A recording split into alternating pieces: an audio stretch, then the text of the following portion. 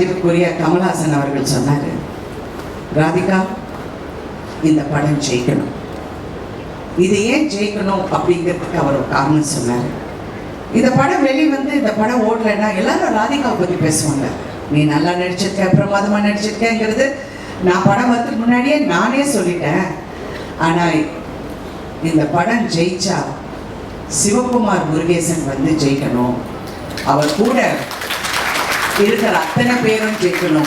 மியூசிக்கில் இருந்து, கேமராவில் இருந்து, அதுவும் அதில் நடித்த ஒவ்வொரு கதாபாத்திரமும் ஜெயிக்கணும். அதுக்காக இந்த படம் ஓடணும்னு சொன்னார். சிவா உங்ககிட்டயும் அது சொன்னாரா? சொன்னார். I really thought it is true. நான் இப்போ எஸ்கேன்னு கூப்பிட்றேன். SK1 SK2 இருக்காங்க என் லைஃப்பில். ஒன்று என் ஹஸ்பண்ட் சரத்குமார், இன்னொன்று producer Sivakarthikeyan. So 2 SKs who have changed my life also. ஏன்னா அவர் தான் என்னை வற்புறுத்தி இந்த படத்தை பண்ண சொன்னார். பண்ணியே ஆகணும்னு. நான் முடியவே முடியாதுன்னு. இப்போ உங்களுக்கு தெரியுதா, நேற்றே நான் 6 கதை கேட்டேன். எல்லாமே கிழவி கேரக்டர் வந்து சொன்னாங்க. நான் அப்படியே பார்க்குறேன். அப்புறம் வேற அப்படி முன்னையாவது மதர் கேரக்டர் சொன்னாங்க. இப்போ கிழவி வரைக்கும் போயிட்டாங்க. யோ ஸ்டாப் அப்படின்னு சொல்லி. அதனால உங்களுக்கு அந்த தெலுங்கு பேசுகிறேன், தெலுங்குல ஹைதராபாத் ஷூட்டிங் நல்லா அவாட்மெண்ட். அதனால உங்களுக்கு அந்த ஒரு ரெஸ்பான்சிபிலிட்டி இருக்குது. அடுத்த படத்தில் நம்ம ஈக்குவலாக செய்கிறோம். Okay, thank you. Anyway, so உங்களை பற்றி நான் நிறைய சொல்லிட்டேன். ஆனால் இன்னைக்கு இந்த படத்தை நான் வந்து தியேட்டர்ஸில் பார்க்கும்போது ஹீரோயினாக நான் பயணிச்சேன். இந்த 48 வருஷத்தில் நான் கற்றுக்கிட்டது வந்து எல்லா பெண்களையும் நான் பார்ப்பேன். எல்லா ஹீரோயின்ஸ்களையும் நான் நெருக்கமாக பழகுவேன். எல்லாரும் எனக்கு ஃப்ரெண்ட்ஸு. எல்லாரையும் பார்க்கும்போது அவங்களுக்குள்ள ஒரு பயம் எப்போவுமே இருக்கும். அடுத்த படம் it's a very insecure job, very insecure. அடுத்த படம் என்ன, யங்காக இருக்கணும், அழகாக இருக்கணும், ஸ்லிம்மாக இருக்கணும், வயசு தெரியக்கூடாதுன்னு. எனக்கு ஒரு ஒரு ஒரு ஒரு விஷயம் என் மனசில் ரொம்ப ஆழமாக ஒரு காலத்தில் பதிஞ்சுது. எனக்கு அப்போ என்ன ஒரு 25-26 வயசு இருக்கும். என்னுடைய பர்த்டே வந்து ஏதோ செட்டில் கொண்டாடுறாங்க. அப்போ ப்ரெஸ்ஸில் நிறைய பேர் வந்தாங்க. அப்போல்லாம் பத்திரிக்கை தானே. ஸோ எல்லாம் அந்த பேனாவும் பேப்பரோட நின்று, மேடம் உங்கள் வயசு என்ன சொல்லுங்கள் மேடம் அப்படின்னாங்க. நான் இப்படி திரும்பி அவரை பார்த்தேன். ஏன்னா ஃபர்ஸ்ட் ஆஃப் ஆல் ஒரு லேடியை வயசை பற்றி கேட்குறது இட்ஸ் அ ரூட் கொஸ்டின் அப்படின்னு நான் நினச்சேன். அவர் என்ன நினச்சாருன்னா, வயசை மறைக்கிறாங்க அப்படின்னு அவர் பக்கத்தில் இருக்கிற பற்றி வயசை சொல்ல ரொம்ப யோசிக்கிறாங்க போல இருக்கு. I was just looking at him and I was thinking, so இதுதான் என் லைஃபோட சேலஞ்சா? நான் வந்து என் வயசை ப்ரூவ் பண்ணணும், என்னுடைய அழகை ப்ரூவ் பண்ணணும், எனக்கு இப்படி பண்ணணும். I don't think that's a challenge for anybody. எல்லாருமே அவங்களுக்குள்ள ப்ரூவ் பண்ணிக்கிட்டாலே போதும். அது if you're a big success, moderate success, எதுவாக இருந்தாலும். எனக்கு ஒரு பவுனத்தையா தெரிஞ்சாங்க. இதில் அவங்களுக்காக பண்ண நினச்சேன். மிக மிக முக்கியமானது அந்த கடைசி டயலாக் மேம் பேசுறது. படைக்க காக்க அடிக்கன்னு ஆம்பளைங்களை மட்டும் கும்பிட சொன்னவன், படிப்புக்கும் பணத்துக்கும் பொம்பளை தாண்டி காட்டி கும்பிட சொல்லியிருக்கான் அப்படின்னு சொன்னாங்க இல்லையா? அந்த டைலாகை நான் முன்னாடியே உணர்ந்துட்டேன்னு நினைக்கிறேன். எனக்கு கல்யாணம் நாள்ல இருந்து என் வீட்டோட வரவு செலவு எல்லாத்தையும் பார்க்கறது ஆர்த்தி தான். எனக்கு தெரியாது என் அக்கௌண்ட்ல என்ன பணம் இருக்கு தெரியாது. ஊருக்கு போகணும் ஏதாவதுன்னா, ஆர்த்தி ஊருக்கு போகிறதா இருக்கேன், டிக்கெட் மட்டும் காசு கொடுத்துருவியா அப்படின்னு கேட்பேன். இப்பயும் அதை நான் ரொம்ப பெருமையாக சந்தோஷமாக வாங்கிக்கிறேன். அவங்க தான் பார்த்துக்கிறாங்க. அவங்க பார்க்கலன்னா என்னால் ப்ரொடக்ஷன்லாம் பண்ணியிருக்க முடியாது. ஸோ ஆர்த்தி அவங்க எனக்கு ஒரு பவுன் தாயாக தான் தெரிஞ்சாங்க. இந்த மாதிரி ஒவ்வொரு வீடுகள்லையும் அவங்களுக்கு சின்ன சம்பளமாக இருந்தாலும் கொஞ்சம் காசாக இருந்தாலும் அதை அங்கங்கே சேமித்து வச்சோ இல்லை குழந்தைங்களை பார்த்துக்கிட்டோ இப்படி வீட்டில் இருக்கிற ஒவ்வொரு அம்மாக்களுக்கும் அக்காக்களுக்கும் தங்கச்சிகளுக்கும் சகோதரிகளுக்கும் இவங்க எல்லாருக்குமான ட்ரிபியூட்டும் சமர்ப்பணம் தான் இந்த தாய் கிழவி படமும் இந்த வெற்றியும். இதை இந்த படத்தின் மூலமா செய்ய முடிஞ்சது எனக்கு சந்தோஷம். என் வாழ்க்கையில் இருக்கவங்களுக்கும் சேர்த்துன்றது இன்னும் கொஞ்சம் பெருமையாகவும் சந்தோஷமாகவும் இருக்கு.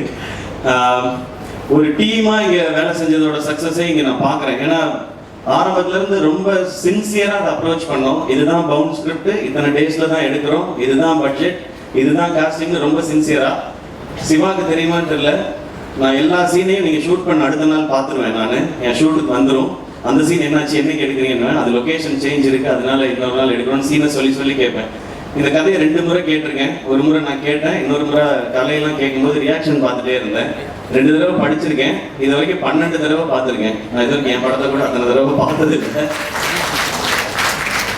இதுக்கு நடுவில் ஒவ்வொரு சீனும் எப்படி எடுக்கிறாங்க, இது எப்படி வருது, எடிட் எப்படி இருந்தது, எப்படி ட்ரிம் பண்ணி மாறுது, மியூசிக் எப்படி இருக்குன்னு பார்த்துருக்கேன். ஸோ இந்த படத்தில் நான் நிறைய கற்றுருக்கேன் சிவா.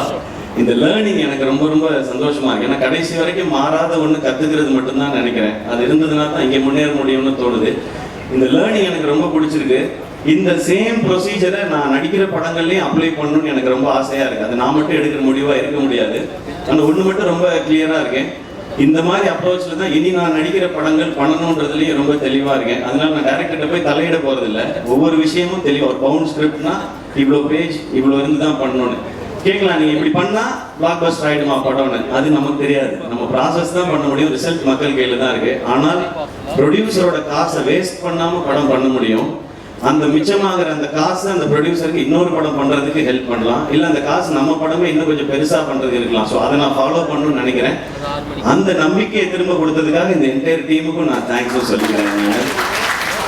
இங்கே நிறைய பேர் உழைச்சிருக்காங்க. இந்த டீமாக சேர்ந்து அவங்கெல்லாம் கொண்டு வர வெற்றி. அண்ட் இன்னொன்று எனக்கு ரொம்ப ரொம்ப ஸ்பெஷலாக அந்த ப்ரொடக்ஷன் பண்ணும்போதெல்லாம் இருக்கிற ஒரு விஷயம், ஃபர்ஸ்ட் நெஞ்சமுண்டு நேர்மை படம் ஃபர்ஸ்ட் ஷோ பார்க்கும்போது அந்த படம் முடிஞ்சோடனே எல்லாரும் கார்த்திக் வேணுகோபால்னு போடும்போது பயங்கரமாக கிளாப் பண்ணாங்க.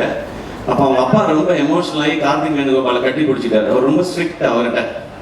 அதே மாதிரி ஒரு தருணம் இங்கே ப்ரீமியர் முடிஞ்சோடனே சிவகுமார் முருகேசனோட அப்பா வந்து எங்கள் 2 பேரையும் கட்டி பிடிச்சிக்கிட்டாரு. அந்த செகண்ட் ஃபீல் பண்ண எங்க அப்பா சாகலை அப்படின்னு.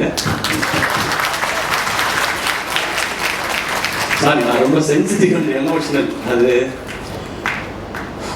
ஸோ அது கிடைச்சதெல்லாம் தான் எனக்கு ரொம்ப ரொம்ப பெரிய இது ஒரு நிறைவை கொடுக்குது. எனக்கு அமரன் மாதிரி வெற்றி, தாய்க்கிழவி மாதிரி வெற்றி, கனா மாதிரி வெற்றி வரும்போது ஒரு நிறைவையும் ஒரு அமைதியையும் கொடுக்குது. அந்த அமைதி இன்னும் ஒழுங்கா வேலை செய்யணுன்றத சொல்லிக்கிட்டே இருக்கு. நிச்சயமா செய்வோம். ஏன்னா இங்க வெற்றிங்கிறது விளையாட்டுல கூட விளையாட்டா வராது.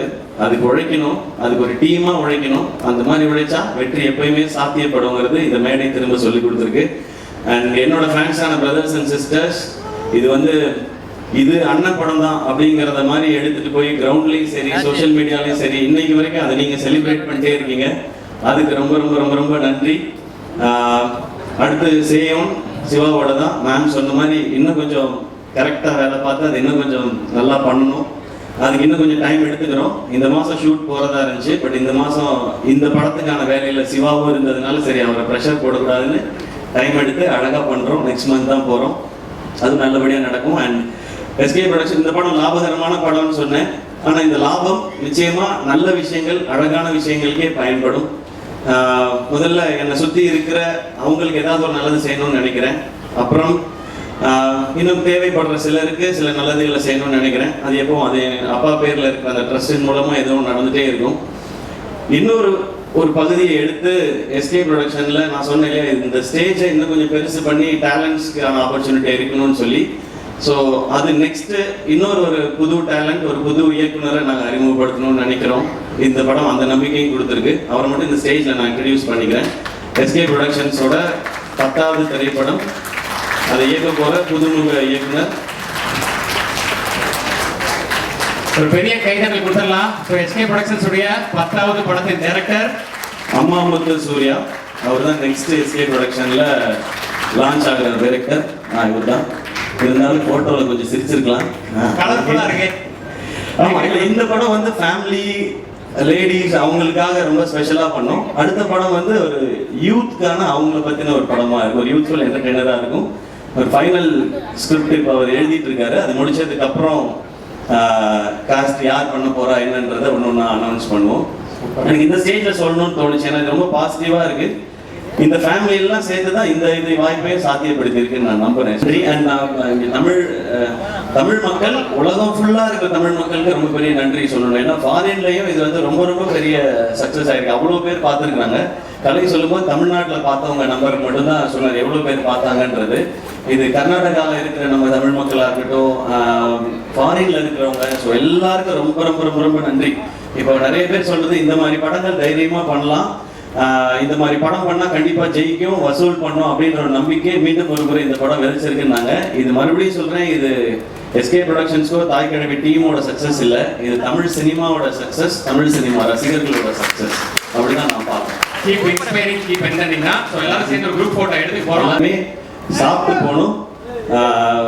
உங்களுக்காக ஒரு ஸ்பெஷலாக ஒரு விருந்து வந்து நம்ம டீம் எல்லாரும் அரேஞ்ச் பண்ணியிருக்காங்க. எல்லாரும் கண்டிப்பாக சாப்பிட்டு தான் போகணும். நன்றி நன்றி எல்லாம்.